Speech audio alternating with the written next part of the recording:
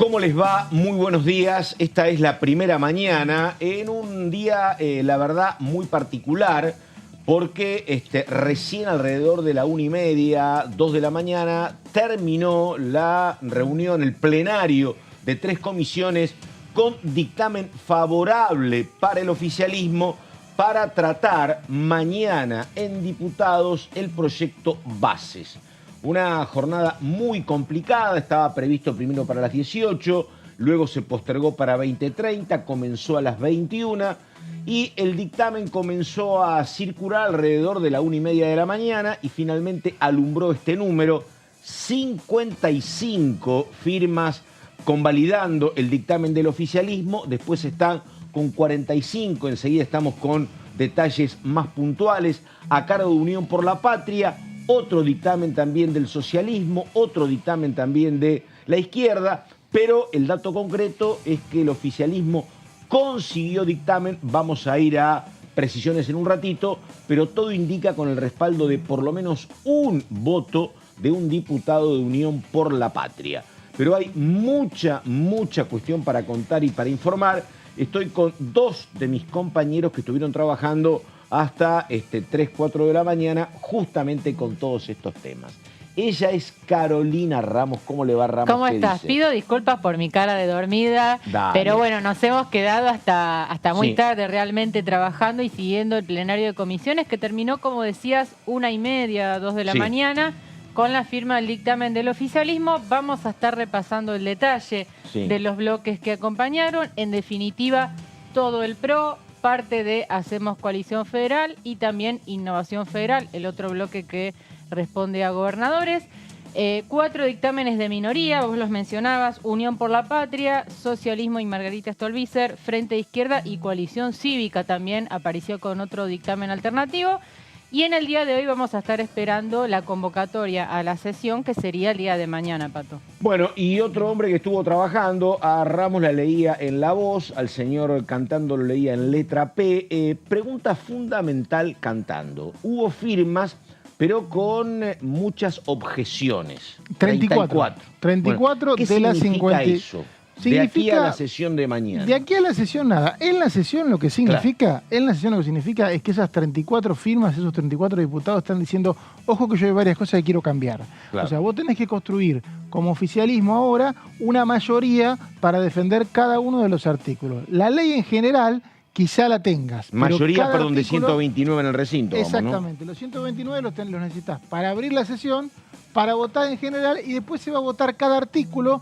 Y ahí estos 34 te están diciendo, hay varios artículos que no me gustan, los radicales decían más de 140, no estamos de acuerdo, o sea que los podemos eliminar o los podemos reescribir si conseguimos una mayoría para eso. Ahora bien, si vos tenés una mayoría para aprobarlo en general y después no tenés para aprobarlo en particular, de mínima ese artículo se cae. Bueno, a ver, vamos a preguntas nodales.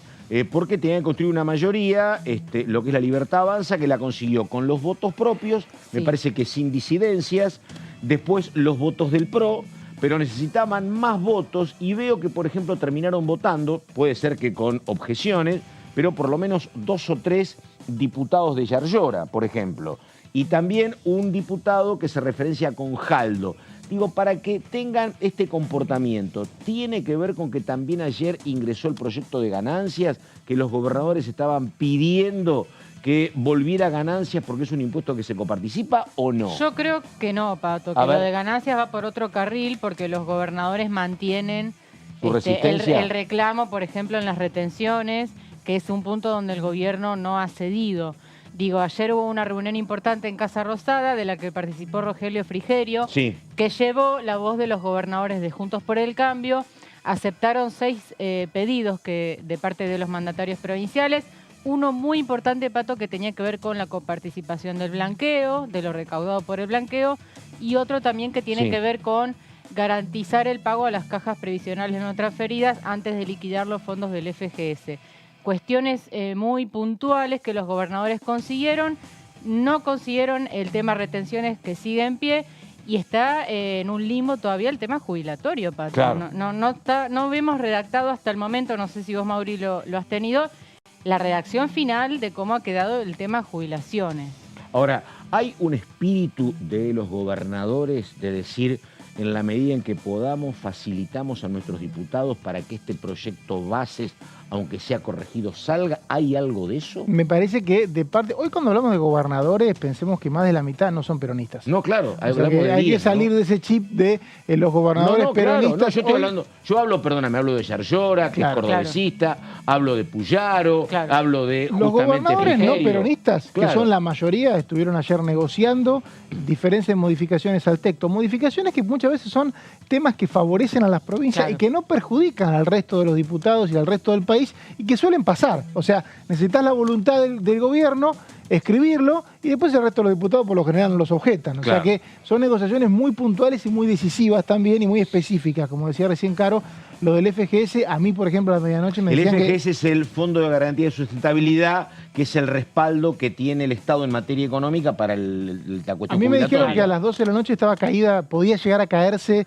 el dictamen porque no había un acuerdo en torno a este salvataje que quieren garantizarse ciertas provincias que tienen déficit previsional.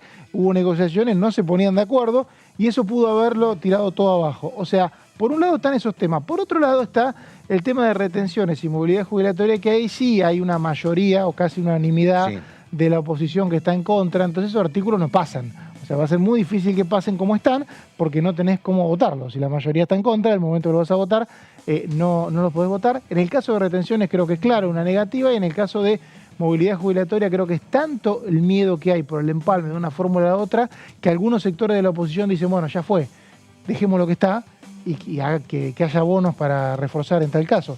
Esto es un debate fuerte que va a seguir estos días, ¿no? Y una pregunta importante que tiene que ver con la sesión, pero además con un poco el más allá.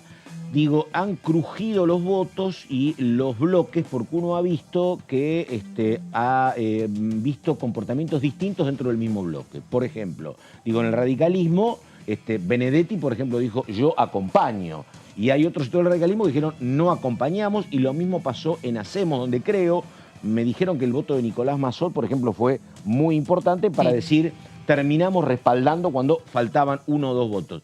Digo, estos crujidos en los bloques, digo, ¿dejan heridos o no? Me parece que los bloques no son todos iguales. Creo que Hacemos Coalición Federal es un bloque con diferentes identidades, que ellos mismos se respetan las identidades y que voten dividido. El votar distinto. Que voten dividido va a ser algo natural y no va a ser motivo de crisis. Lo que hay es una mesa de trabajo en donde todos se solidarizan uno con el otro, sobre todo en la cotidiana, porque laburaron mucho para este proyecto. En el caso de los OCR me parece que es una interna más que hay en el partido y van a tener que ir viendo cómo la manejan, ¿no? Me parece que al radicalismo le va a costar más caro la división, ¿no?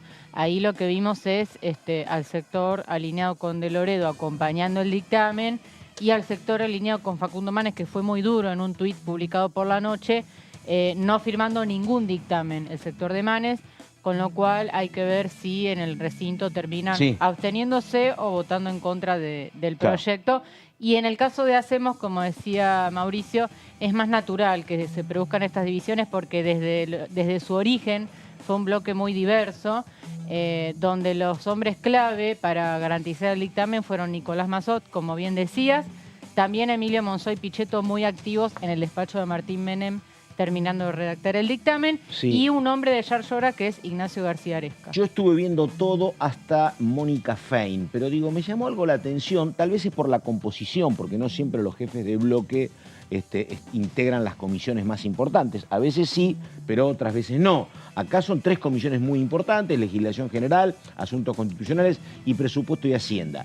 Estaba, en nombre de Unión por la Patria, estaba Germán Martínez, que es el jefe de bloque. Digo, ¿por qué no aparecieron voces de más peso? Digo, decisiones políticas tenían que ver con... ¿De Unión por la Patria? No, del resto de los bloques, digo. ¿Por qué no aparecían nombres? Realidad, a lo mejor no integran las comisiones.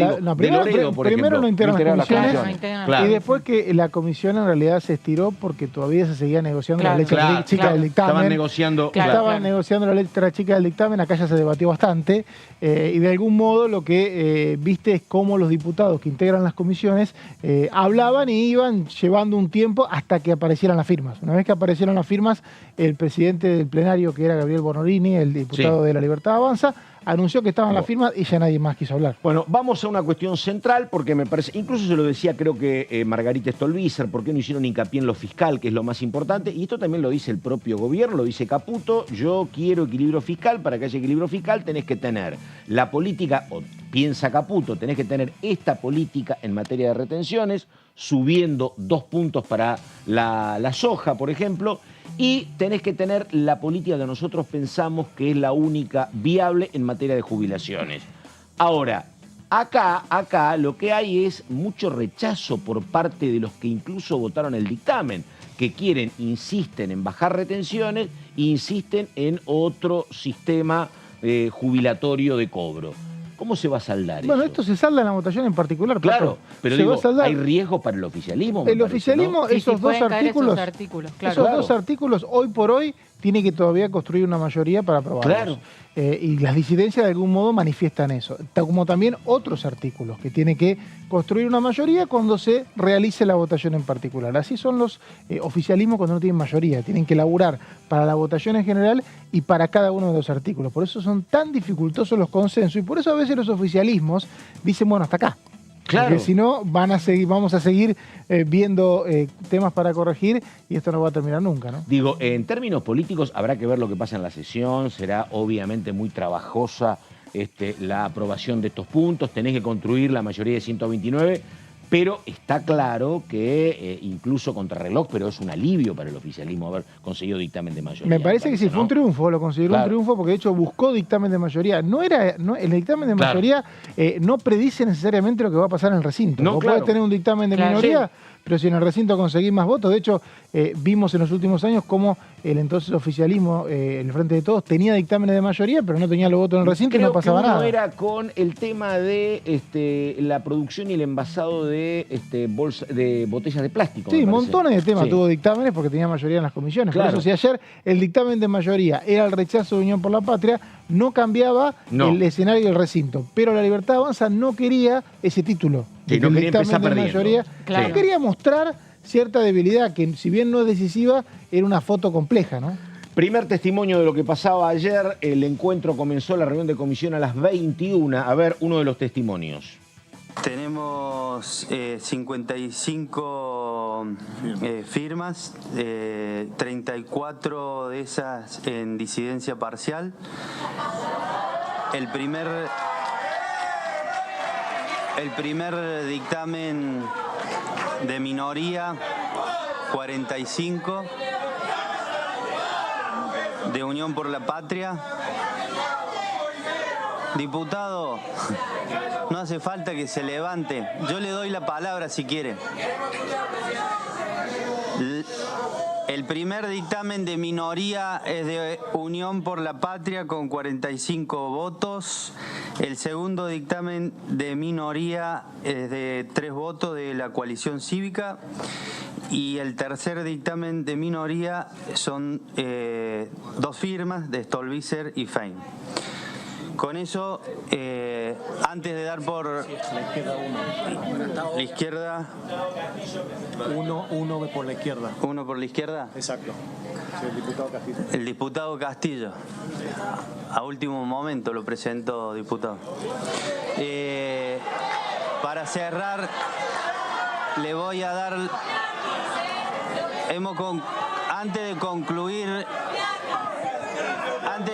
la reunión, le voy a dar la presidente, léalo. 84 páginas, presidente, lea el dictamen. Un trabajo exhaustivo sobre la ley, ¿por qué no hay que aprobarla? 84 páginas, léalo, presidente. Un dictamen excelente. Bueno, con esto damos por concluida el plenario. Le agradezco a todos los diputados, muy amable a todos. Buenas noches. Bueno, ahí está el momento en el cual el titular de la Comisión de Legislación General y cabeza del plenario, Bornoroni, daba cuenta de que habían conseguido 55 firmas. ¿Cuál es el problema con Cristian Castillo? El tema que había llegado tarde, ¿no? Presentó al final su propio dictamen, su dictamen de rechazo. Es un diputado del Frente de Izquierda. Se especulaba que iba a firmar el dictamen de Unión por la Patria, finalmente presentó uno propio y lo hizo al final me parece que son las especulaciones porque estaban todos esperando a ver si definitivamente podía la Libertad Avanza tener el dictamen de mayoría, ¿no? Decime, pregunto por alguna picardía parlamentaria. La coalición cívica, donde están muy confrontativos con gran parte de este proyecto, digo, ¿emitió dictamen la coalición? Emitió un dictamen alternativo que tuvo 3 firmas, que fueron las de Juan Manuel López, Paula Oliveto y, si no me equivoco, Marcela Campagnoli, donde... bueno, es una alternativa, rechaza muy fuertemente a la coalición cívica lo que tiene que ver con facultades delegadas, que es una bandera histórica en realidad del partido. Pregunto, quedaron 9 en el dictamen, eran 11, el gobierno solamente aceptó bajar 2 y atención porque el radicalismo pide bajar algunas más. O sea que es otro tema que en el debate en particular puede corregirse. Y lo paradójico, Mauri, es que se bajó la emergencia social, exactamente, que es una de las que, bueno, quizás más se justificaba. La coalición cívica rechazó cualquier tipo de delegación, además de otros puntos, por supuesto.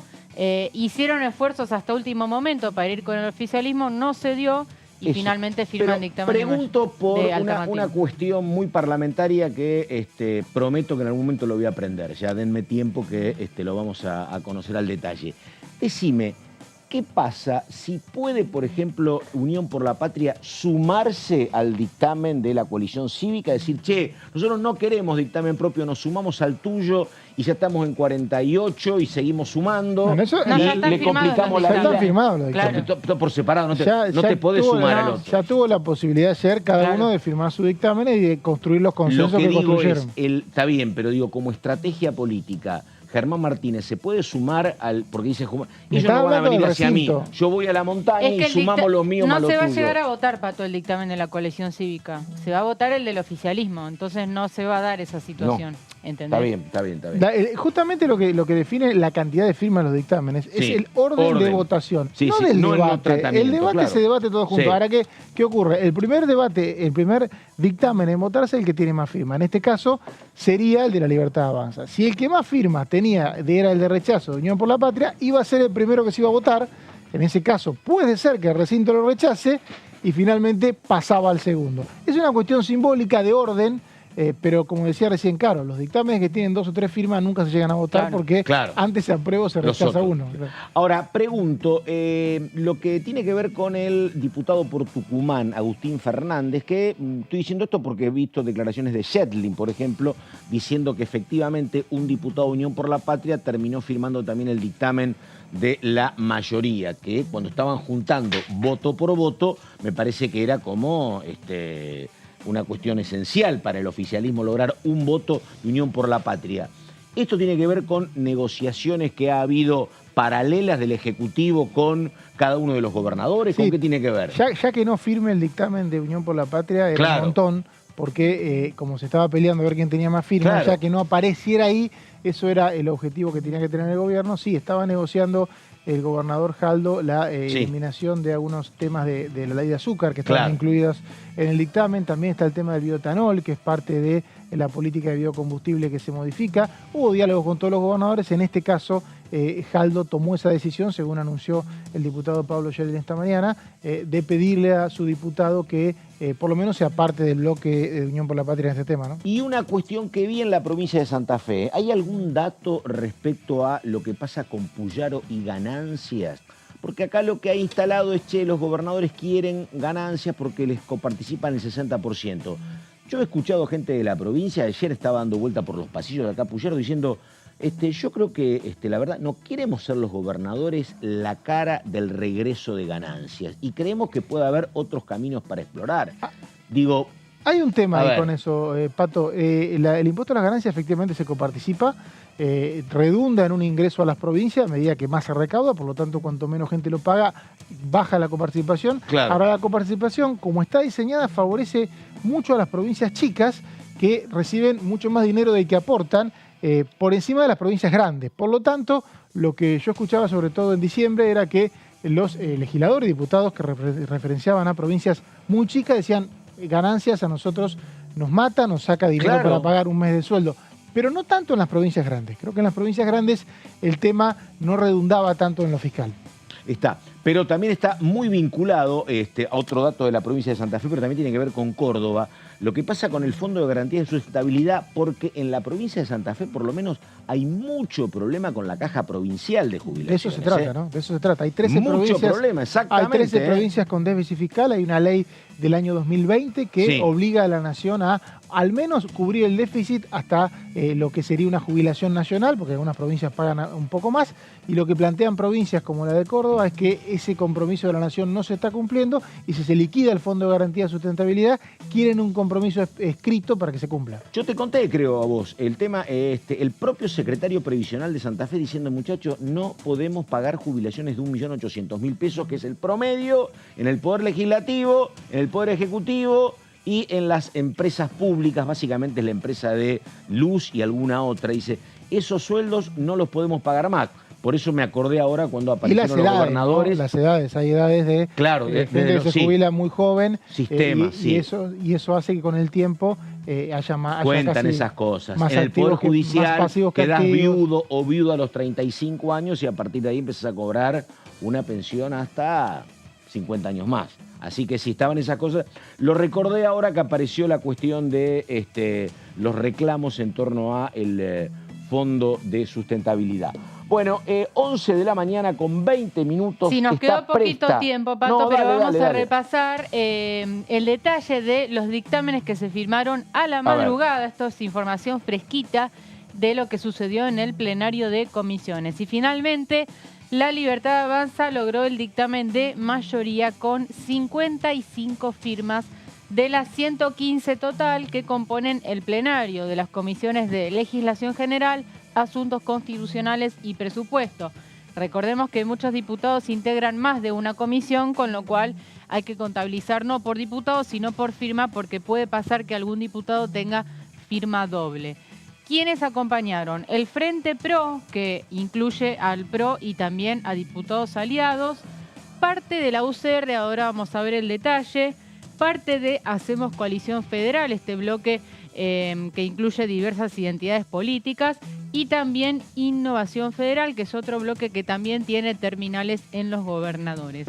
De las 55 firmas, 34 fueron en disidencia parcial. Esto no es un dato menor, porque si bien Mauri decía, esto es un triunfo, el dictamen de mayoría es un triunfo para el oficialismo, que haya habido más de la mitad de firmas en disidencia es una señal en rojo, marcando que hay varios artículos donde todavía no hay acuerdo y, como veníamos diciendo, pueden llegar a caer en el recinto o a ser modificados. Esto es lo que significa la firma de dictámenes con disidencias parciales, que es una alternativa reglamentaria que se ofrece, ¿no?, para los diputados que quieren acompañar en general y después marcar diferencias en particular. Suele no anunciarse la cantidad de firmas que hay en disidencia, pero el presidente del plenario ayer lo anunció y nos dio ese dato, ¿no? Todavía no tenemos en realidad el detalle de quiénes firmaron en disidencia, es algo que estamos tratando de conseguir junto con el texto definitivo. Pero se supone que fueron prácticamente todos menos los de La Libertad Avanza, ¿no? Sí, exactamente. El primer dictamen de minoría, ya vamos al de minoría, fue el de Unión por la Patria, que fue de rechazo total con 45 firmas. Unión por la Patria tiene 46 firmas en el plenario, pero perdió una, como decías, Pato, del diputado Fernández de la provincia de Tucumán, que terminó desmarcándose, ¿no?, y acompañando finalmente el del oficialismo. Siguieron en orden el de la coalición cívica con estas tres una sola firmas. cuestión, perdóname, porque he visto mucho cuestionamiento, han llovido críticas. Digo, hay que decir en función de esto que cualquier oficialismo siempre establece estos vínculos y negociaciones con todas las provincias, ¿no? Yo me he acordado cuando en la gestión de Alberto Fernández aparecía respaldando el proyecto del oficialismo algún voto jujeño, por ejemplo, ¿no? Siempre te aparece alguno. Sí, siempre, sí. Muchas veces los intereses provinciales pueden más, ¿no? Claramente. La situación de las provincias, efectivamente, sí. Bien, coalición cívica entonces, 3 firmas, encabezado ese dictamen por Juan Manuel López, el jefe del ex bloque, ¿no?, porque ahora la coalición está unida en este bloque de Hacemos Coalición Federal. El socialismo, que estuvo representado por Mónica Fein, junto con Margarita Stolbizer, que Stolbizer fue una de las detractoras más fuertes del proyecto en todo momento. Fueron 2 firmas de otro dictamen de minoría y finalmente el Frente de Izquierda con una firma que fue la de Chipi Castillo. Lo tuvimos en el piso la semana pasada y bueno, él fue uno de los oradores. Un discurso muy alberdiano. Ajá, sí, reivindicando parte de Juan Bautista Alberdi, es como el filósofo de cabecera de liberales y libertarios. Él tomó otra parte. Se están haciendo muy entretenidos los debates porque hay cuestiones bastante intelectuales y académicas. Claro. A diferencia de otra época que era todo más personalizado, ahora se debate mucha teoría también. Sí, efectivamente. Bien, vamos a la siguiente placa con más detalles del dictamen. En este caso, ¿cómo llega el oficialismo a este dictamen de mayoría de 55 firmas? La Libertad Avanza aportó 21 firmas que corresponden a 18 puros, ¿no?, del bloque libertario, más los aliados José Luis Esper, presidente de presupuesto, y Paulo Amodeo, de la provincia de Tucumán, que forman parte del Frente Pro, ¿no? De lo que es el Frente Pro, si no me equivoco. En realidad nunca se formó oficialmente. Claro. En su momento nos llegó el dato de que había ciertos aliados fijos, o sea, como que fue un anuncio que hubo, pero en realidad nunca se oficializó en papeles, ¿no? El discurso de Amodeo, uno de los más duros, te diría, casi incluso más que los propios diputados de la Libertad Avanza, ¿no? Responsabilizando al actual estado de las cosas, de todo, dijo Amodeo, según su mirada, de lo que había pasado en la gestión de Alberto Fernández. Durísimo el discurso. Sí, exactamente. Sí. Después hubo 20 firmas del PRO, 8 de la UCR. Lo del radicalismo es muy curioso, porque eran 16 representantes y fueron 8 y 8. 8 acompañaron y 8 no. 8 no firmaron ningún dictamen. Hacemos Coalición Federal, 4 firmas, e Innovación Federal, 2 firmas. Tenemos más detalles en las próximas placas. Acá tenemos a los 8 radicales que sí acompañaron el dictamen. Y acá tenés a Martín Tetaz, economista, Lisandro Nieri, un hombre de la provincia de Mendoza, que responde al gobernador Cornejo. Tenés a Karina Banfi, vicejefa de Bloque Radical, Atilio Benedetti, que lo mencionamos antes, ruralista, Roberto Sánchez, Soledad Carrizo, Martín Arjol y Pamela Verazay. Sí. Estos fueron los 8 radicales que acompañaron. ¿Sabés cuál ustedes me van a corregir o me van a agregar información? El que me llama la atención, no porque ideológicamente esté en la vereda de enfrente, sino porque es un hombre, hasta donde yo sé, cercano a Lustó. Estoy hablando de Martín Tetaz. Fue una semana muy complicada, la de Lustó, con mucho enfrentamiento de hombres y mujeres del oficialismo para con él. Se dijeron cosas muy duras. Yo pensé, la verdad, se está discutiendo el tema universitario, chocaron con el vicerrector de la Universidad de Buenos Aires. Por todo eso, yo pensé, la verdad, que más allá de que tiene coincidencias, no lo tenía contando a Tetaz, ¿no? Hubo incluso señalamientos de gente del Ejecutivo para con un diputado que no mencionaron y decían que era él. Yo pensé, a mí es el que más me extraña. Planteó algo igual, habló Tetaz. Sí. Y dijo que básicamente la forma de movilidad, con el empalme que tiene, él no la va a votar. Claro. Y creo que es un tema que la UCR está dispuesta, estos 8 diputados están dispuestos a bajar en el recinto. Me decían inclusive que más que otros bloques, ¿no? El resto de los bloques por ahí aliados no están tan metidos con el tema fórmula como ellos. Por eso, sí. Así que bueno, el resto sí, vos escuchabas a Lisandro Nieri, te dabas cuenta cómo iba a votar, lo mismo que Benedetti. Sí, muchos de sus discursos ya se desprendía. Igualmente Benedetti rechazando tajantemente el tema retenciones, ¿no? Vamos a ver más placas. Nicolás Massot, Oscar Agos Carreño, Juan Brugue e Ignacio García Aresca fueron los firmantes por parte de Hacemos Coalición Federal. Acá tenés variado, ¿no? Ahí hay uno que me llama la atención. ¿Quién te llama la atención? Brugué había dicho que él de ninguna manera iba a votar nada, dijo en algún momento, ¿no? Sí, retenciones Brugué es como bastante libre pensador de algún modo. Es demócrata cristiano. Sí, pero bueno, termina acompañando. También es cierto que esto responde al oficialismo cordobés, porque acá tenés a Ignacio García Aresca, que es el hombre de Yarlora en el Congreso, muy activo, redactando el dictamen y finalmente firmándolo. Y pregúntame, te pregunto, Gutiérrez, ¿no está en alguna de las 3 comisiones? Gutiérrez no está en las comisiones. ¿Y Natalia de la Sota tampoco? Tampoco. Gutiérrez está en la misma sintonía, ¿no? Que Brugue y que Aresca. No así Natalia de la Sota, que al igual que Stolbizer fue muy crítica de la ley Bases. Y después tenés Agos Carreño, que es titular del PRO de Córdoba. El PRO, sí. Y Nicolás Massot, ya lo conocemos, se maneja en tándem mucho con Emilio Monzó. y es uno de los que más quiere aportar, digamos, a la gobernabilidad. No sé si quedaba alguna placa más. Dicen que sí. Bien, la última. El dictamen oficialista se completó con adhesiones de los diputados de Innovación Federal, Carlos Fernández de Misiones y Agustín Domingo de Río Negro, que responden respectivamente a los gobernadores Pasalacqua y Beretilnec de esas provincias. Es una constante en esta provincia, ¿no? El oficialismo a como sea, ¿no? Claro. Sí, han sido oficialistas con Alberto Fernández y... Se acomodan. Sí. Y tienen que sobrevivir. La verdad que es entendible, tienen que sobrevivir. Tienen otras lógicas, me parece que sus prioridades son partidos locales. Y es una tendencia que está creciendo de los partidos locales, que la gente, porque la gente es la que define. La gente define a alguien para gobernar en la provincia y a alguien para gobernar la nación. Entonces tienen que hablar entre ellos. Perfecto, ahí estamos, el señor Mauricio cantando. Estamos también con Caro Ramos. La pausa y ya venimos.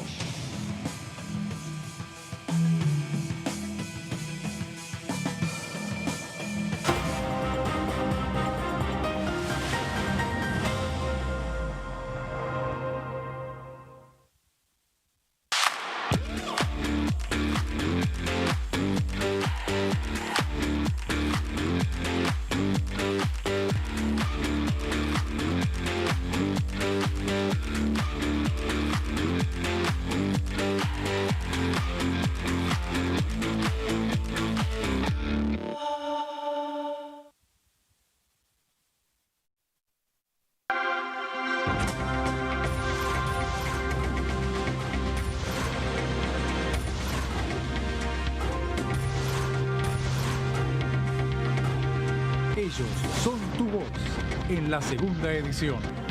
DTV, el periodismo en el Congreso.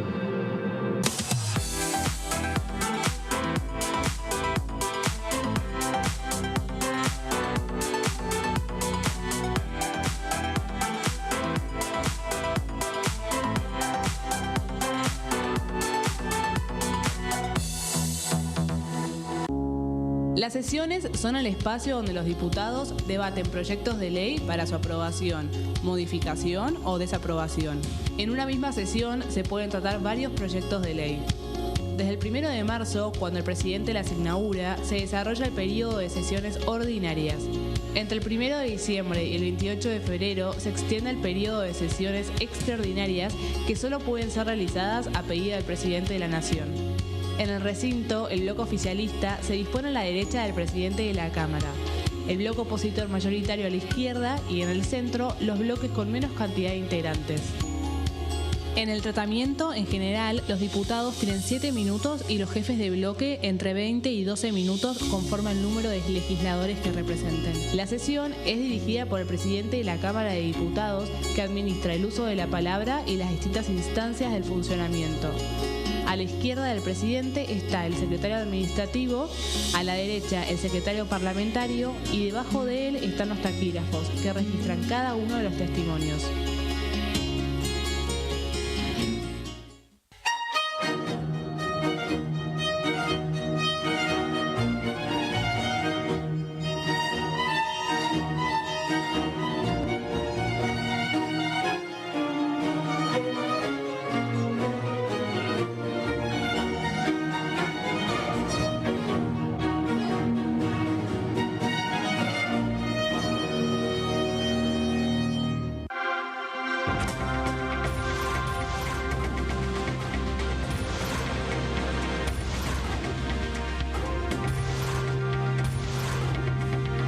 Ellos son tu voz en la tercera edición. DTV, el periodismo en el Congreso.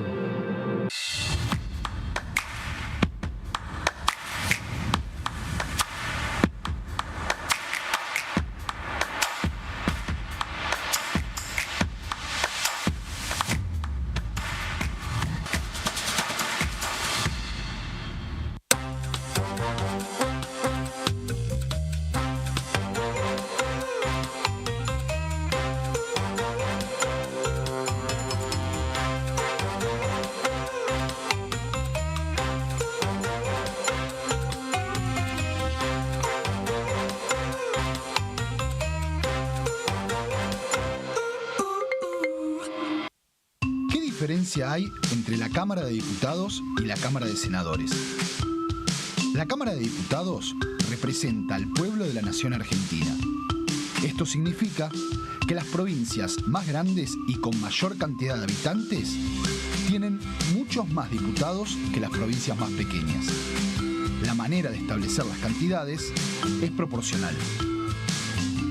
La Cámara de Senadores representa a las provincias. Cada provincia envía 3 senadores al Congreso Nacional. El total de senadores es 72, dado que las provincias argentinas son 24. Este es un número fijo.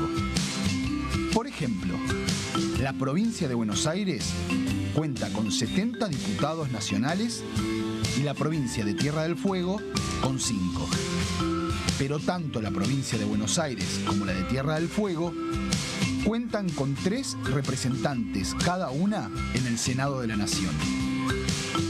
Cada 2 años, el Congreso Nacional renueva la mitad de sus diputados y 1/3 de sus senadores nacionales. El mandato de los senadores es de 6 años, mientras que el de los diputados es más breve, dura solamente 4 años.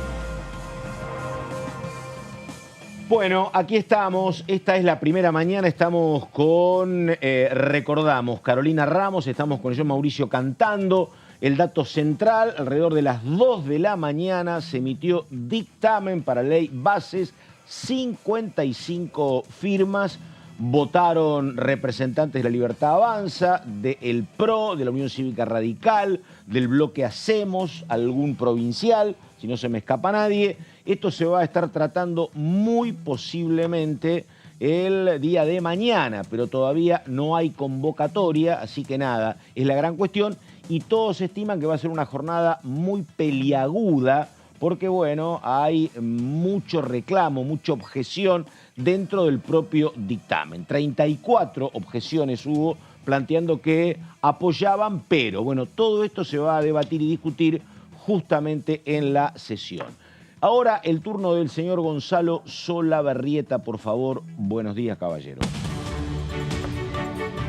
Buen día, Pato, para vos, para Mauricio, para Caro, ahí en el piso. Estamos aquí nosotros en el recinto de la Cámara Baja, en el lugar, vamos a decir, Pato, porque después de lo que ha sido esta reunión plenaria de 5 horas aproximadamente, donde se ha conseguido este dictamen con las 55 firmas, con 34 disidencias, marcamos este punto tan importante de las disidencias, no solamente porque justamente más allá del acompañamiento general hay muchos temas que se van a considerar ley por ley y justamente eso hará que la sesión sea posiblemente una de las más largas, es lo que se espera a lo largo y a lo ancho de la historia de la democracia. Lo único que te puedo aportar, por lo menos a esta hora, Pato, teniendo en cuenta que todavía lógicamente no tenemos la confirmación, que las reuniones continúan, que el intercambio para ver cuándo se van a reunir aquí los diputados para sesionar, es que ya está trabajando todo el área de sistema de la Secretaría General aquí en el recinto en estos momentos. Están trabajando, ¿en qué sentido? De que si se sesiona mañana, el viernes, el sábado, el lunes o el martes, ya está todo listo para que esto se lleve a cabo. Es decir, las posibilidades son varias, ¿eh? Ya teníamos nosotros una información dentro de las posibilidades de que esto pueda llegar a pasar al martes, pero también teniendo en cuenta que esto dependía de cuándo salga el dictamen justamente. Pero la idea continúa de que pueda ser mañana, posiblemente hoy ya se haga la convocatoria oficial, pero no hay que descartar ninguna de las posibilidades que están dentro del abanico, Pato. Bueno, perfecto, caballero. Y consulta, esto lo va a resolver Martín Menem, esto tenés que hacer consultas con los bloques de la oposición, esto ¿cómo se termina saldando? Me parece que es responsabilidad y decisión de la presidencia de la Cámara, ¿no? Supongo que en un rato, son las 12 menos 20, esto medianamente en la tarde va a estar aclarado, me parece, ¿no? Sí, se supone que Exacto, en el día Pato, de hoy tiene que oficializarse sí, la convocatoria, Pato. Perfecto, bueno, caballero, muchas gracias. Ahí está el señor Mauricio cantando. A ver, cantando.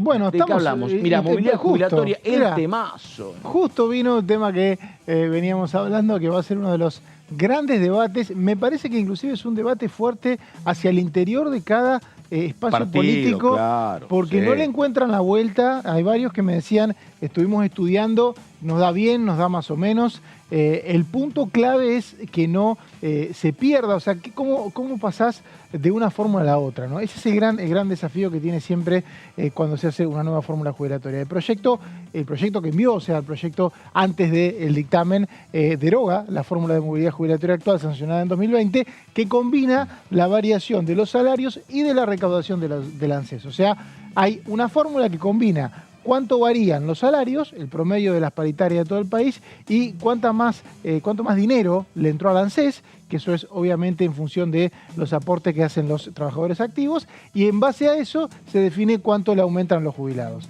Sigamos con las placas porque es bastante complejo. Bueno, como parte de los cambios que se definieron finalmente esta madrugada, el gobierno se comprometió a cumplir con el ajuste trimestral que le corresponde a todos los jubilados en marzo. O sea, con la fórmula actual, vos en abril cobrás en función de lo que es la variación que tuvo esa fórmula actual en el primer trimestre de este año. Y se crearía un nuevo índice de actualización que funcione a partir de abril. La nueva fórmula que se propone a partir de abril, esto es en el dictamen que finalmente fue aprobado, como dice Caro, con 34 firmas en disidencia, entre otras cosas, por este tema. La nueva fórmula que funcionaría en abril sería en base a la inflación, o sea, aumentaría mensualmente los haberes en función del último dato disponible del INDEC. Pero, perdóname, ahí consulta, ahí el problema es que quedaría en el aire, quedaría un trimestre, que es enero, febrero y marzo, ¿o no? Hay dos temas con esto. Primero, lo que vos planteás... Hay que ver un tema, enero, febrero y marzo, estamos hablando de una inflación enorme, ¿no? Porque diciembre fue alta, enero va a ser alta, esperemos cómo viene febrero y marzo. Hay varios temas ahí. Primero, si queda alguno de esos meses fuera del cálculo, ¿no? Claro. O sea, el caso de vos tenés el último cobro de abril, si es el último, ¿cómo quedarían esos meses? Por otro lado, tengamos en cuenta, Pato, que esta fórmula actual, que es lo que tiene que ver con la fórmula actual, que tiene que ver con la recaudación del ANSES y con la recaudación con la variación de los salarios, no toma en cuenta en forma explícita la inflación. Claro. La toma en forma implícita. Por ejemplo, los salarios no varían inmediatamente después de que suben los precios. Por lo tanto, hay que ver cuánto da esa fórmula en marzo, abril, y si tiene que ver con este último trimestre de aumentos de sueldo. Por otro lado, planteaban algunos diputados que si la inflación baja, esa fórmula también se hace complicado de pagar porque recaudás un poco menos. Claro. Y hoy hubo un anuncio de un bono, ¿no? Un bono que hubo en épocas de Alberto Fernández, no había novedades en el gobierno y se anunció ayer, creo, el bono también. Exacto, ¿no? Por eso acá hay una discusión que es política y que es muy técnica. Están discutiendo todos los diputados a ver cómo se gana y cómo se puede perder mucho en un empalme o cómo se puede salvar a los jubilados, porque cuando perdés en el empalme, sobre lo que vos tenés, después están los aumentos, por eso que perdiste no lo recuperas más. Ese es el debate que hay hoy. Claro. Y la sorpresa que tuvo el dictamen... Ya Alberto Fernández se comió, con Alberto Fernández los jubilados se comieron un empalme. Siempre, siempre que en realidad tuvimos dos empalmes. Tuvimos 2017 y 2020. Claro, exactamente. Y en cada empalme hay ganadores y perdedores. En 6 meses, imagínate, Claro, que esto es, por ejemplo, te comiste un mes de inflación y eso que te comiste no recuperas más. Claro, exactamente. Por más que te actualicen de ahí en adelante. En eso están. No significa, algunos bloques opositores me decían ayer, ojo que no se pierde tanto con lo que propuso el gobierno. Vamos a estudiarlo bien. Pero otros bloques sí. Creo que es un debate que sigue. Y bueno, la sorpresa que vimos el lunes es que se derogaron las jubilaciones de privilegio. Mejor dicho, lo que propone el proyecto es eliminar las jubilaciones de privilegio que actualmente tienen los presidentes y los vicepresidentes, que iguala, en el caso del presidente, a la jubilación que tienen los jueces de la Corte Suprema, y en el caso de los vicepresidentes es el 75% de esa suma. Lo interesante es que se reforma la ley 24018, que sí sostiene esta jubilación para los jueces. Claro. Perdóname, lo escuché a nuestro compañero Leo Fres diciendo una verdad de perogrullo, pero obvia, porque acá siempre hay mucha emocionalidad en el medio. Ojo, dice que con esto no eliminás la jubilación, si querés, de privilegio que tienen los presidentes.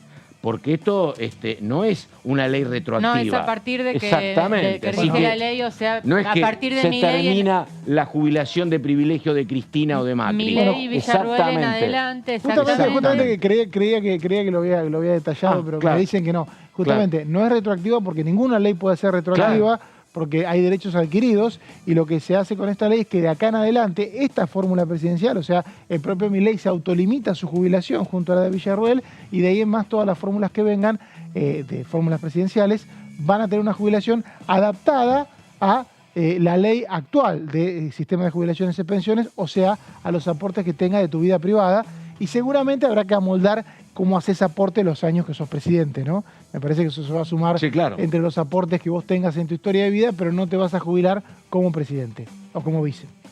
Cantando un temazo, ¿te queda alguna más? No. Bueno, entonces vení, porque la verdad que ayer veía un dato. A mí el tema me parece que es un temazo, porque además uno lo que ve en la cuestión jubilatoria es lamentablemente mucho carancheo. El que llega te dice, yo voy a solucionar el tema, y lo que hacía el anterior está todo mal. Y la verdad que vos no ves que haya números que puedan superar una situación de mucha incomodidad. Pero voy a esto. Obviamente que como uno no va a advertir sobre lo que está pasando con el 70% de los jubilados que cobran la mínima, y con bonos inclusive está llegando a, con suerte, 200.000 pesos.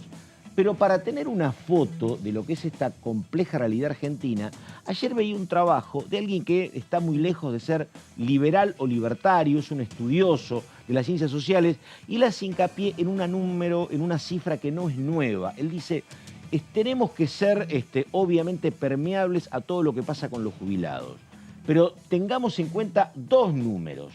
Si vos mirás la foto de la pobreza en la Argentina, solo el 13% de los mayores de 60 años son pobres, y sin embargo son pobres el 55, 58, 60% de los chicos. Él dice, estamos tratando razonablemente de buscar alguna salida, pero para un sector donde el 13% está muy golpeado, y estamos mirando casi nada al 60% de los menores de 4 o 5 años, que sí hay una concentración de pobreza enorme. ¿A qué me refiero?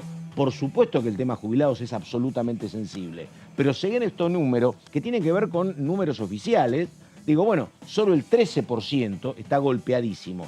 Y en el caso de los chicos, el 60%. Sí, ¿qué es lo que se hace para saldar esa cuestión que es, la verdad, durísima en materia de números? No, y los chicos aparte representan el futuro del país, ¿no? Claro. Por lo tanto son los que supuestamente más tenés que proteger. Otro tema también es que digo, no le los salarios... sacar a la mínima no le podés sacar más para atender a los chicos, ¿no? No se puede. No, pero bueno, pero claro. Pero a la mínima se puede atender. Ahora, también es cierto de que los salarios en Argentina están bajos, y las jubilaciones son un poco consecuencia de eso. Ahora, el problema grande son los salarios, salario real, y la gente que trabaja informalmente ni siquiera puede tener un salario real mínimo, ¿no? Por lo tanto, me parece que sí, es cierto. Le ocurre que los jubilados es un tema muy recurrente porque los gobiernos representan un gasto muy grande, una erogación muy grande, hay una asistencia muy importante, y cualquier variante que haya en la fórmula que complique un gobierno puede complicar gravemente la situación fiscal. Por eso siempre se torna una discusión muy tensa, y también tienen una representatividad política los jubilados. No ellos mismos, pero sí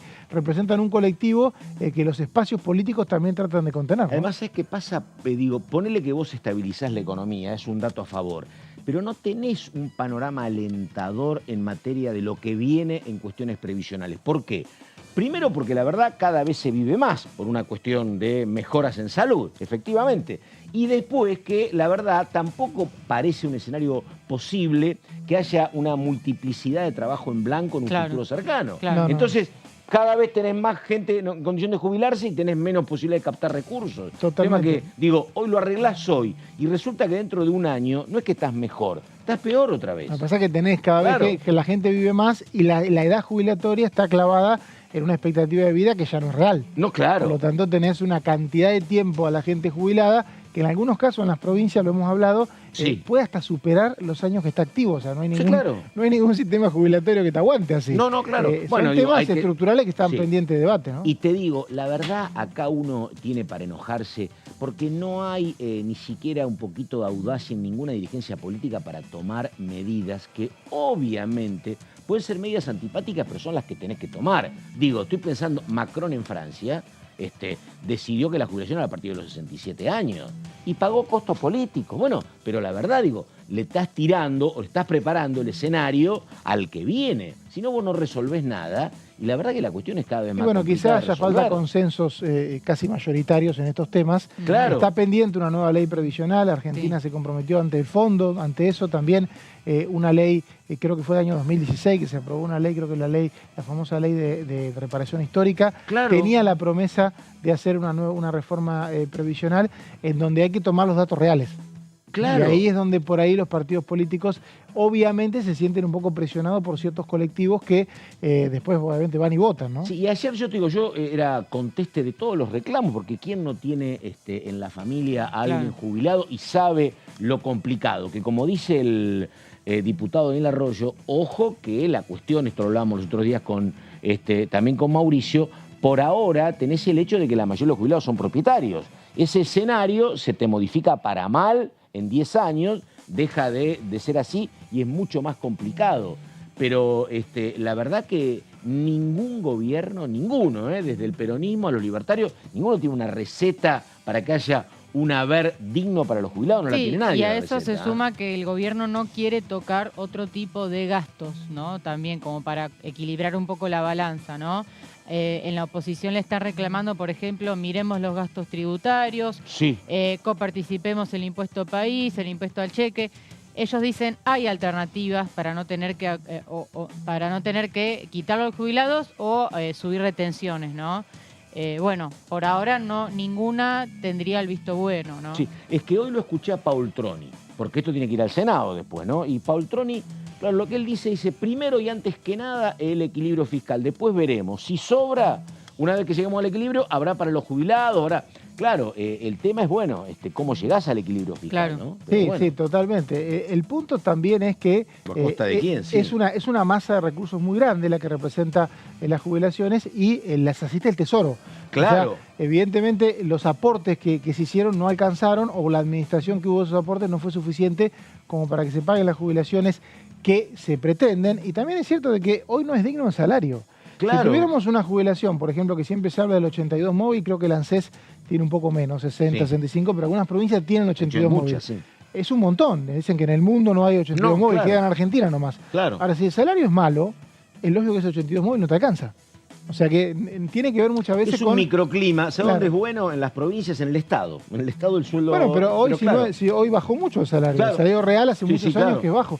Por eso la jubilación siempre está atada, si es digna o no, a la realidad de los salarios, ¿no? Efectivamente. Bueno, y además, ¿sabés qué pasa? Digo, ayer, mucho palo para el régimen impositivo de Tierra del Fuego, en varios diputados. Lo que pasa es que es el 0,33 del PBI. El tema es que, iba a decir el gasto, pero la inversión en jubilaciones, más que nada para la mínima, que es el 70%, digo, es tan importante y son tantos que no sé si te alcanza con sacar un poquito del régimen tributario. Termina siendo no te alcanza, no hay régimen que te alcance. No hay régimen, es el gasto más grande. Toco las de privilegios, sí, bueno, está bien, puedo liberar un poquito. Toco el tema de Tierra del Fuego, pero la cosa gorda está en otro lado. Vos necesitas una reforma integral y también necesitas más trabajadores formales activos. Sí. Por eso también todos los gobiernos, o este gobierno también, plantea lo que considera reformas para que haya más aportantes. Sí. Con más aportantes y una reforma previsional que tome los datos reales, puede llegar a subsanar un poco, ¿no? Sí, y otra cosa que es histórica, digo, acá vos veías que las provincias productoras de soja y de trigo decían, a mí no me toqué las retenciones, y a mí mejorame el ingreso de los jubilados. Es difícil, Sí, es complicado. Es complicado. Muy complicado, Muy complicado. Muy complicado. No es la primera vez que uno escucha esto, pero es así. Necesitas ingresos fiscales de algún lado, ¿no? Exactamente, exactamente. Bueno, ahora nosotros tenemos que ir terminando. Nos vamos a ver cómo nos financiamos nosotros.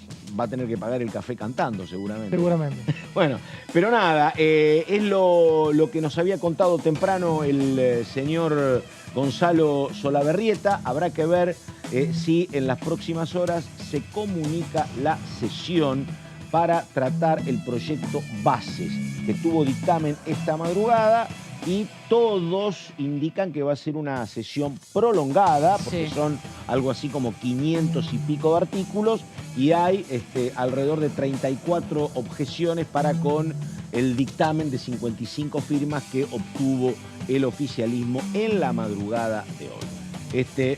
Por nuestra parte, nada más. Diga, ¿le queda algo pendiente, Ramos? No, quedamos a la espera de la convocatoria de la sesión. Bueno, ahí está liberada por un rato. Carolina Ramos para que descanse. Muchísimas gracias. Y el señor Mauricio Cantando, que también vuelve mañana cantando, ¿o no? Sí, creo que sí, mañana. Ya ni sé qué día es hoy, pero sí, mañana estamos acá. Señor Cantando, muchísimas gracias.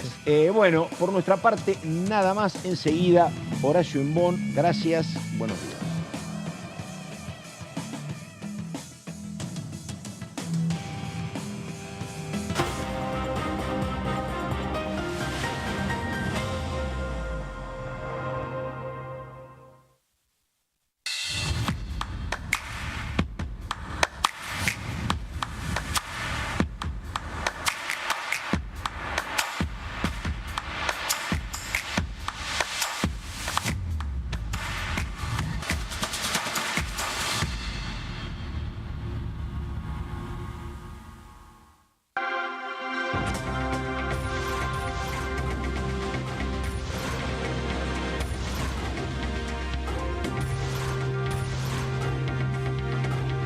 Ellos son tu voz en la segunda edición.